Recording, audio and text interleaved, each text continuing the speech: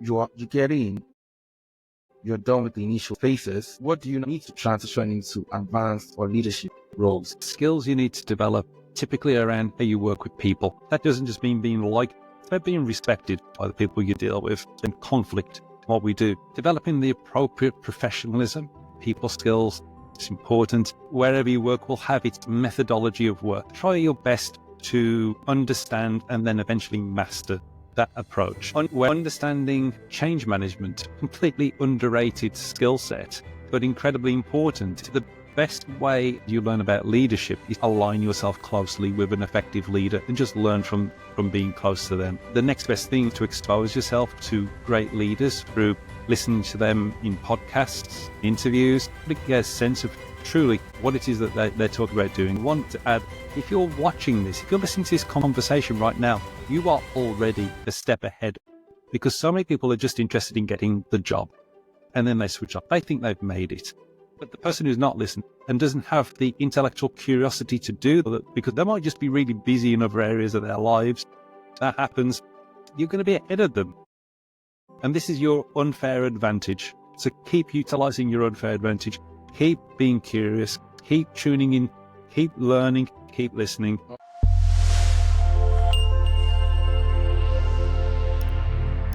Welcome to Life and IT Project Management, where we bridge the gaps between life and IT project management with practical, relatable content for aspiring PMs and seasoned professionals alike.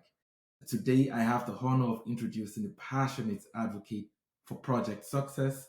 Our guest has dedicated years supporting project professionals through roles in PMO and assurance, known for his ability to help teams sidestep self-sabotaging behaviors, navigate corporate landscapes, and achieve seamless project delivery. He is happiest when empowering others. His commitment to the field inspired him to launch the influential PMO YouTube channel, offering guidance to project professionals globally. His expertise has also led to judging a global PMO award, speaking for PMI and the Digital PM Summit. And currently, he has books in the pipeline. Please join me in welcoming Stuart Taylor. Thank you. That's very kind. For your viewers, don't expect that book to be anytime soon. It is proving to be a challenge. All right. I'll figure something out. But let's proceed. We'll have much fun. So our topic today is building a career as a project professional, and I'll dive into the questions. And the first one I have is, what does it mean to be a project professional, and what foundational skills and certifications are necessary to even start out in this field? That's a great question. Let's just touch on the certification part up front. It depends where you live is part of the answer. I live in the UK, and generally in the UK, people look for things like Prince 2 as a certification. I know it's the PMI qualifications, the PMP, that are more sought around the world. But that's always changing. I was speaking to a recruiter about a week ago who was telling me that in the UK, more people are asking for Agile qualifications now. So that seems to be on trend. There seems to be perhaps less, certainly from the software kind of projects, of an interest in waterfall. But it's really important to look at your locality. And the best way to understand what people are looking for is actually to go to the job boards and see exactly what recruiters are asking for in your area. Go and find your dream job in your location, in your country, no matter where you're tuning in from, and find out what keeps getting asked for over and over and over. And it doesn't mean that, if you see a job listing saying we want PMP, Prince 2, and something else, usually they only want one of them. So see which is the most recurring one in your area and focus in on that. Now, in terms of actually using that to get into the profession, that's an incredibly handy way. I use certification to get my first step and in my career in project management, but it's had next to no value afterwards. From the second role onwards, all I needed was my experience. And that becomes the most important thing that you can possibly develop. So, yeah, if you are interested in chasing certifications, if you find that this is a way to achieve milestones or for you to have a good sense of personal and professional growth, then yeah, go for it. If you read the book because you're interested in the topic and there happens to be a qualification that goes along with it, you might as well take advantage of that and utilize that at that moment in time. But otherwise, once you've got your first role, it's all about developing the experience. Now, to help you get into that first role and to make those first steps, you need to think about what the kind of role is that you're going for. So, if you're looking to become a project manager, you need to be someone who gets things done. And you don't need to have run a big corporate project to demonstrate you can get things done. You can point to achievements and accomplishments where you've worked in teams, where you've coordinated other people. You can bridge the gap between having no professional experience to some experience is required by reframing things that you've already done and turning that into a story about how you delivered a project, even if nobody was calling it a project, even if there was no governance. Moving house is a project. Getting married is a project. There are a whole bunch of things that you can lean on and say, I accomplished this, to get that first role where somebody will trust you in a junior position. And from there, you develop. So being focused on getting things done is key to this role. Being able to work with other people, being able to listen actively and to understand what's being asked of you, and not being afraid to go back and ask questions if there's a possibility of misunderstanding. These are perhaps the most important traits. Being able to work with people, being able to get things done. Everything else can be developed. Fantastic scope. And your response knocked off follow-on questions. So you've spoken to starting out, reason why you should have certifications in the first place. You've spoken to that. Prioritizing what works in your vicinity, your locale, in your city, in your country, for example, in your region, for example. Then beyond that, you've spoken to knowing how to execute, knowing how to collaborate, knowing how to listen, or knowing how to communicate. But then every other thing will follow on from that. So thank you for giving that broad feedback answer to that first question. No problem. Well, as I said, I'm on my fourth cup of coffee at the moment. You won't be able to stop me. If I have a fifth cup of coffee, I'll go full psychic and you won't have to ask me anything. So that will lead me to, you began speaking to challenges. So let's take a bit of a deep dive into that. What are the biggest challenges project professionals will face early on in their careers, and what strategies can help them remain resilient, right? Through it all. Resilience. That is a hell of a requirement. I went to a job interview. I'm not going to say who it was with, but the first question I was asked in the interview was, tell me about a time you've been resilient. And I should have taken that as a warning about what was to come in that job. I really should. The fact is, resilience is, if you think about what it really means, it is the opposite of fragility. And the only way you can develop resilience is by testing, by strengthening yourself up over time. You can't wake up one day and say, I'm going to be resilient. You need to take a few bumps to develop. You need to get a few knocks, develop some scar tissue on your soul, and just be able not be knocked off course by every little criticism. I was told as a piece of feedback by one of the senior stakeholders I used to work with years ago, about nearly a decade ago. He told me I was very thin-skinned and I took things too personally. And I took that feedback personally. It kind of proved his point. But what I learned since then is you are not the project. If something goes wrong on the project, it's not you as a human being that's at fault. You don't attach your self-worth to the project. You've got to separate that, because there are always going to be people who are going to be opposed to the project. And if they attack your precious baby project, you're going to take it really personally if you don't separate a little bit. You need to be a little distant from it. You need to be involved enough and passionate enough to care about it and make sure that it succeeds. And you've got to be invested in it. And you need to be able to convince your bosses, and especially hiring managers, that you care enough to be invested in its success. But the reality is, you need to have some separation. But you need to just get experienced, and people will tell you they don't like the way you work. They'll tell you they don't like the way you communicate. Sometimes they won't tell you. They'll tell your boss instead, and they'll have to tell you. And then that really stings. But over time, you'll realize that these things will not kill you.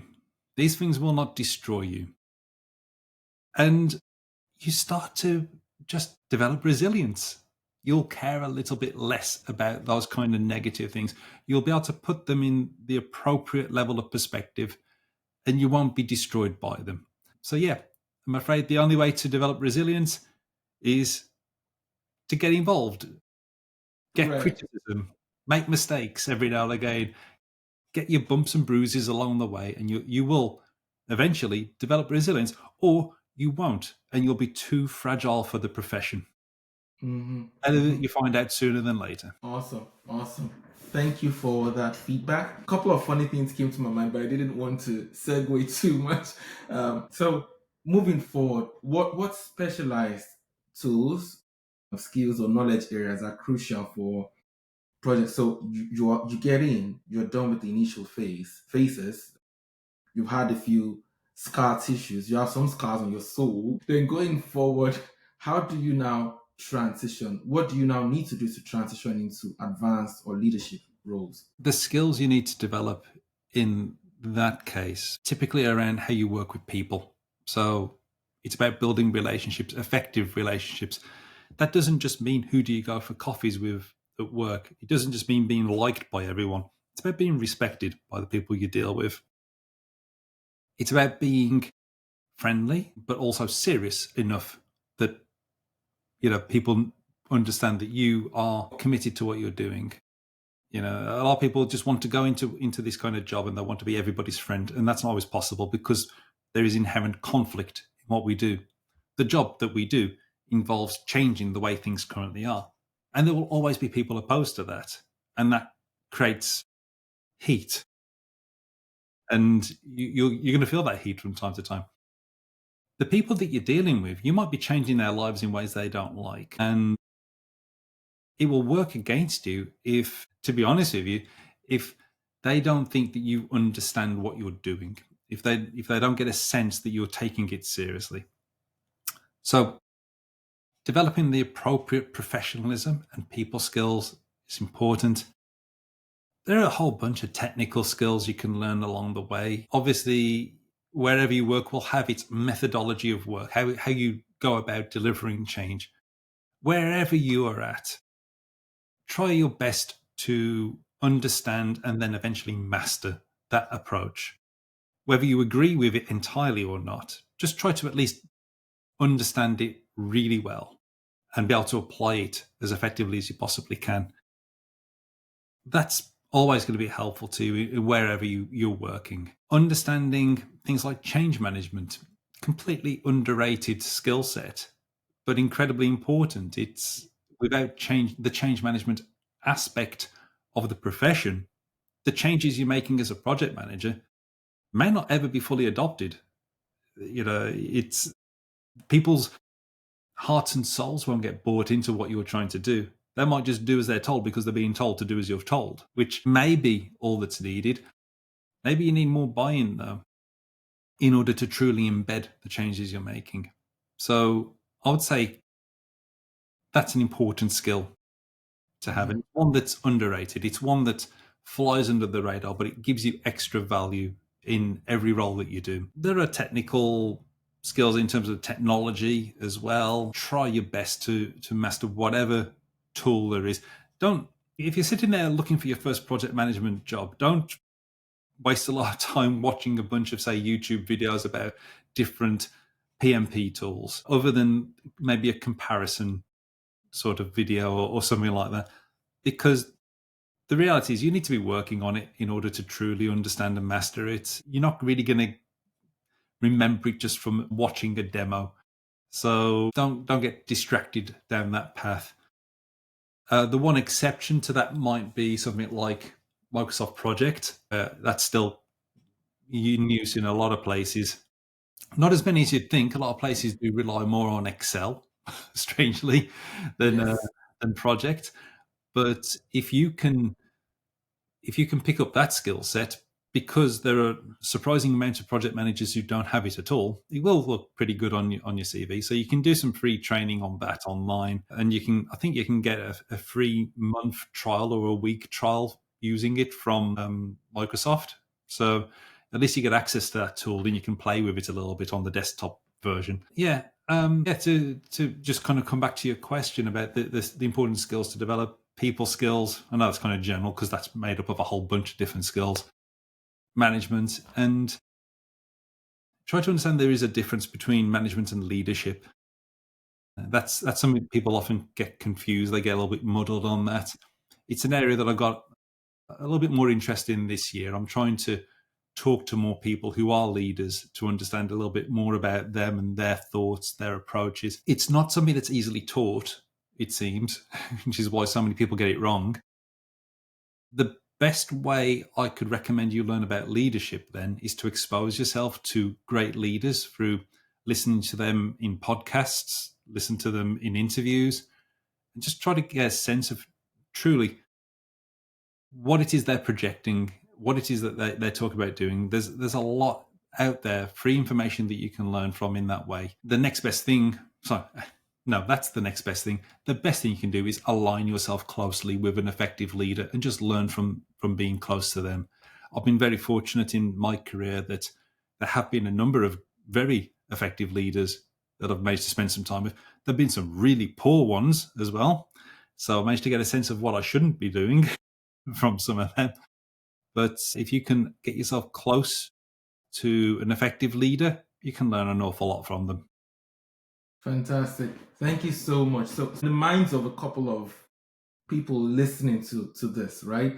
Summarily, what has been said, what has been communicated, begins with not focusing really on the tools; those will change. The basics are important. Microsoft Excel has over 500 features.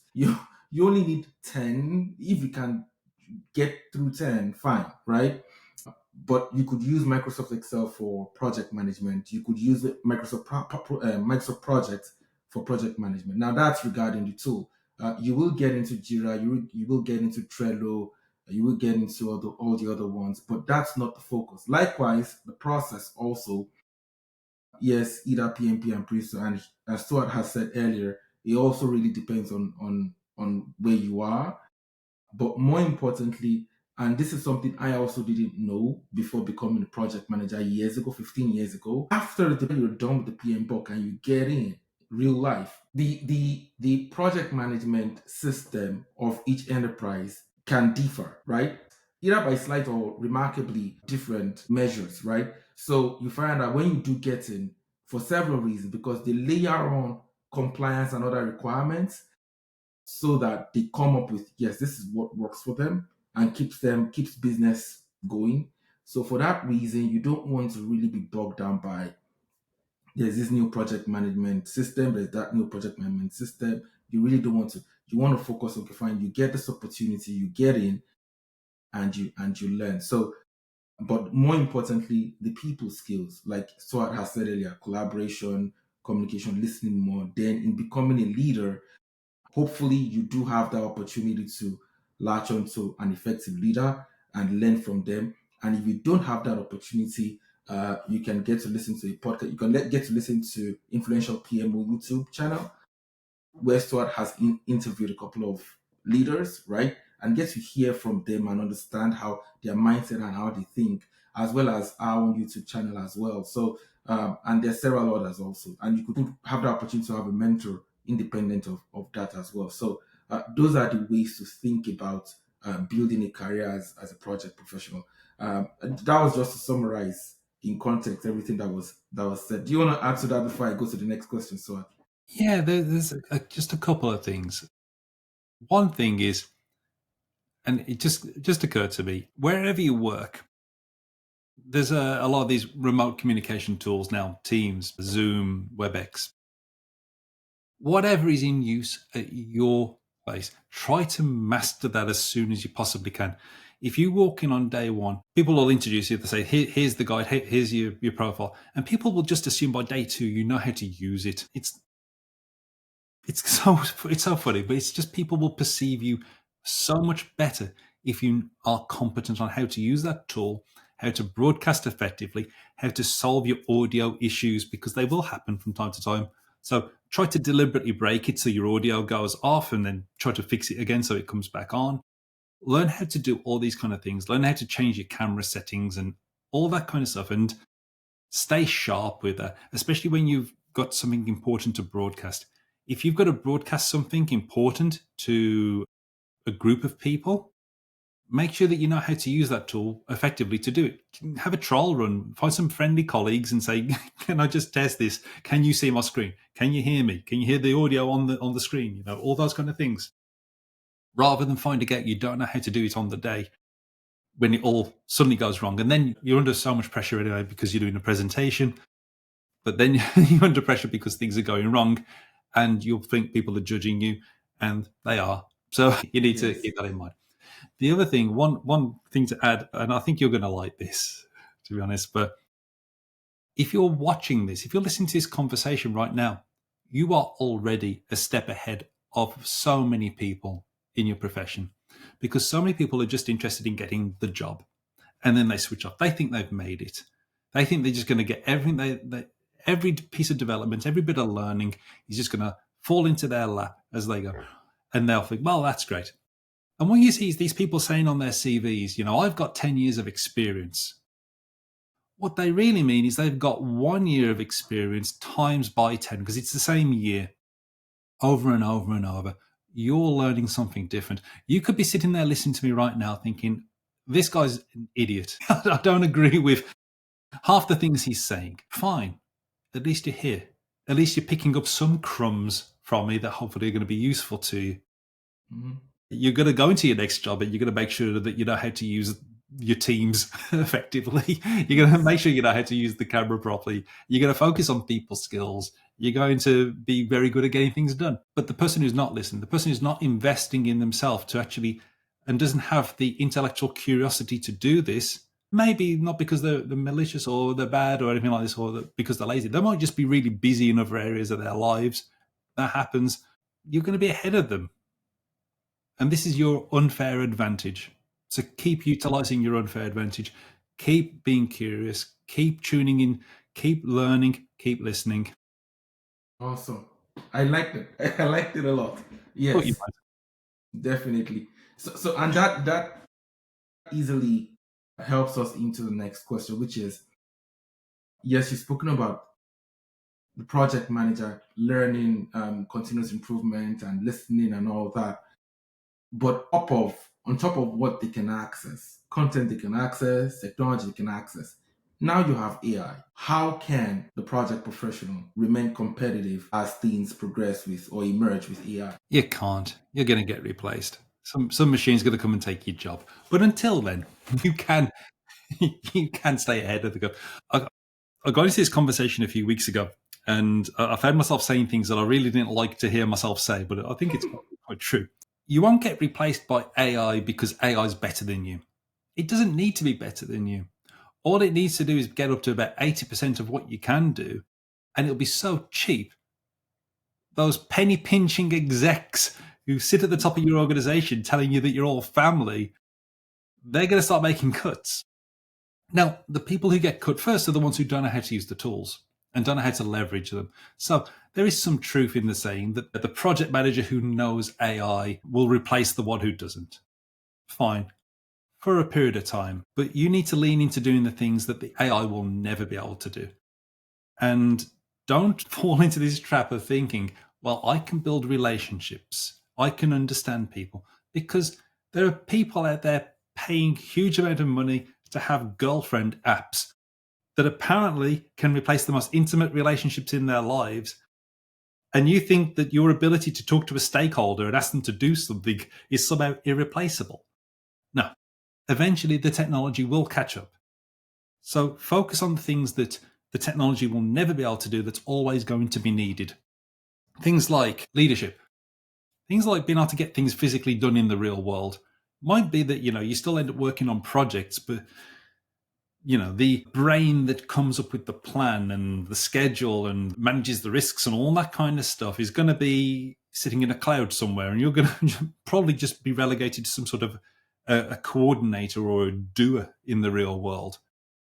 So be the best coordinator or doer in the world if that's the case. The world changes all the time. You're not entitled to keep your profession forever. There's a whole bunch of professions that have disappeared overnight. There was one year in the 1980s where every TV show, every movie that you saw that was made in that time period had a live orchestra that was working on the music that accompanied it. That in this one year, I can't remember, I think it was 1986. Might be wrong on that. Computer generated music came in where people were able to just program it through computers. And by the end of that year, 50% of musicians who worked in studios were out of a job. 50% were gone in the same year. You're telling me that can't happen to our profession? We can't be so arrogant to believe that we are so irreplaceable, especially when the driver isn't perfection. It doesn't have to replace you entirely. It just has to be good enough for the people who are counting the pennies to think it makes it worthwhile. Mm-hmm. Until then, learn to use AI. The fact is, it's still going to make its relentless progress through what we do anyway. But you'll be the one who's using it. That'll elongate your career as much as possible. And in the meantime, use your access that you have working in the companies that you work for to develop the additional transferable skills. Project management will always be a transferable skill, but at least you'll have exposure to areas where you can find value that you can add that a computer will never be able to touch. That's my advice. Grim though it sounds. Awesome. And that, so when someone like myself, like beyond myself, when someone hears the phrase long live project management, it does not imply, it's like saying long live medicine. It does not imply that the entity conducting project management is going to be a human, right? Correct. Same thing with medicine, right? So yes, long live project management, because project will be required, execution needs to happen, new things need to happen. It's just about who is doing it and who is coordinating, right? Who is coordinating and making decisions. Thank you so much. That leads me to the last question. So, in the context of, we've spoken about AI, so in the context of process, when it comes to agile practices specifically now, how can project professionals prepare to lead in evolving areas? Because I know that methodologies, approaches will increasingly be agile or hybrid, right? Things change so quickly these days, and each company cannot be stuck in their ways and all that. They need to quickly adapt as quickly as possible, regardless. So how can project professionals remain flexible to be in front of the curve as opposed to be left behind?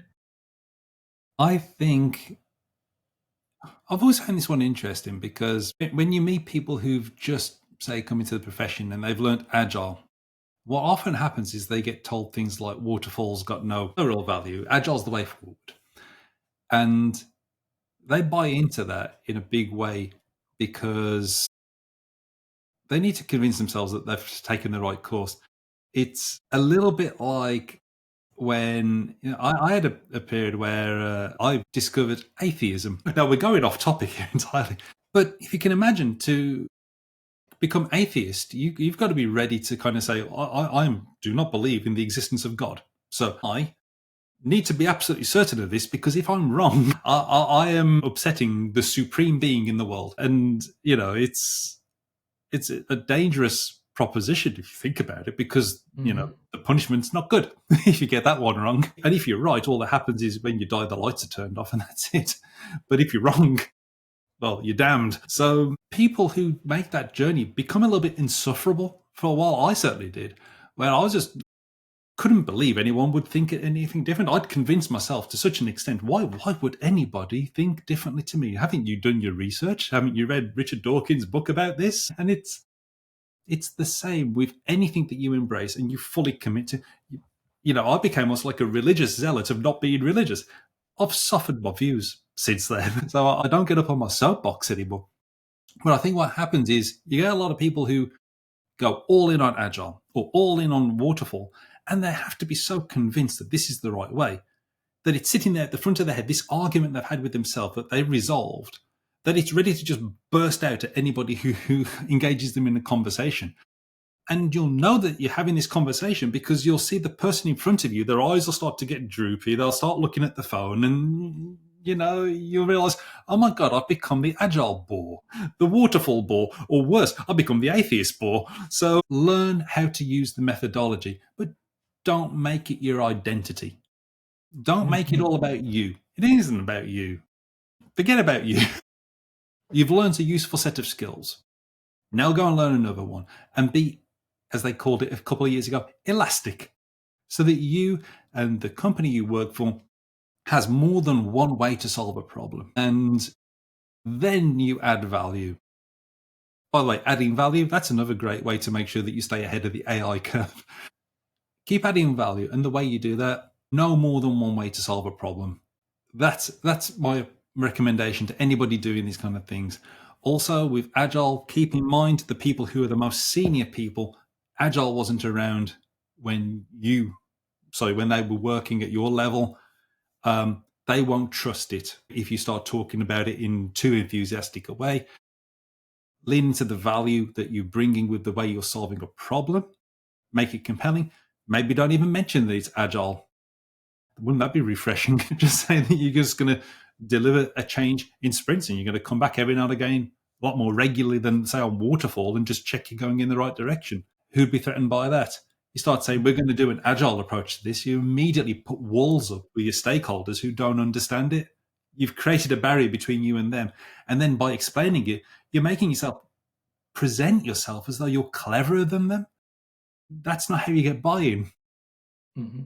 So talk about solutions, be flexible. Don't necessarily make these things part of your identity. Fantastic. Thank you so much. Thank you so much. And just to add to what Stuart said regarding, first of all, yes, don't marry the process. Understand why, to apply what's when. That is very important. But we also do know that there are enterprises that adopt, for example, a framework. For example, I would name this SAFE, for example. There are enterprises top down, they do adopt that. And when your find is that the leadership has adopted a specific way of doing things, it does not mean that you should just embrace it fully. You should learn how to, yes, key in, and where required, if you need to apply a slightly different way of doing things, get the buy-in to have a variant of what they will support, if that makes sense. Get the buy-in to have it. So those kind of executives, when they hear Agile, they are the ones driving it top down. So yes, so it will not be strange to them. But if it's an enterprise where it's not top down, and it might seem like maybe at the program level, that's all. Don't be too quick to proselytize any or evangelize any way of doing a specific thing, if that makes sense. So you wanted to add to that? When you get these people from the top down who are pushing Agile, which is fine. If you're in a situation like that and you know Agile especially, then hopefully you're going to thrive. Always take a moment to do the sense check and make sure that when people are talking about Agile, they're talking about the same thing. Because I've had many occasions where I've heard people tell me that they know Agile and they assumed it was something to do with remote working or flexible hours. So, and even then, when you get into actually, we do know what Agile is. What version are they talking about? Are they all talking about the same version? Does everybody have the same expectation? It's just the same as if people just said, we do project management here. You'd ask questions. So be curious, find out and make sure that the expectations that are on you are clearly understood and ideally documented somewhere. And make sure you understand what success looks like before you attempt to do any kind of project delivery. Doesn't really matter whether it's waterfall or agile, but Yes. understanding what the success looks like has to be perhaps one of the most important things you'll find out. Awesome. Thank you so much. I enjoyed this conversation. I thoroughly believe that if anyone looks at the topic and says, what does it take to build a career as a project professional? We've touched on what it takes to start. We've touched on what it takes to build resilience. We've touched on what it takes to align, eventually become a leader, and what it takes to, differentiate through AI, through process evolutions and whatever it takes, right? And you are adopting what is suitable per time. So I think overall we've really touched. Stuart has done a very good job of helping us cover the landscape of what it takes to build without getting bogged down by unnecessary detail. For now, he has covered what it takes to build a career as a project professional, and I do believe that I believe that you will benefit from it if you can come back to this video and share and like. But for now, I would want to ask, so do you have any specific product, service, or workshop coming up shortly that should interest the audience? I've got all sorts of things. I've got membership sites, I've got courses, but you know what? The only thing I'm going to talk to really is the free resource because I give so much of what I do away for free. So go to influentialpmo.com for the website or just look for Influential PMO on YouTube. And that's probably the easiest way to find me and learn Mhm. about everything that I do. Awesome, awesome. Okay, so what will be the best way the audience can reach you? The best way they can reach me, I would say if you find me on LinkedIn, you know, LinkedIn. I'm usually quite engaged on there as well. But yeah, it's a pleasure to meet anybody that I can help. Mhm. If I can, if I've got the time, if I've got the knowledge, then I'm usually happy to try to respond and help people wherever I can. Fantastic. Thank you so much. Thank you so much. Now, in conclusion, we hope this has been useful to you and you have learned something. Please let us engage, like, share. Don't forget to click the subscribe and bell notification button if you wish to continue to get great content connecting life and IT project management. Until our next show, remember every man is the architect of his fortunes. Thank you.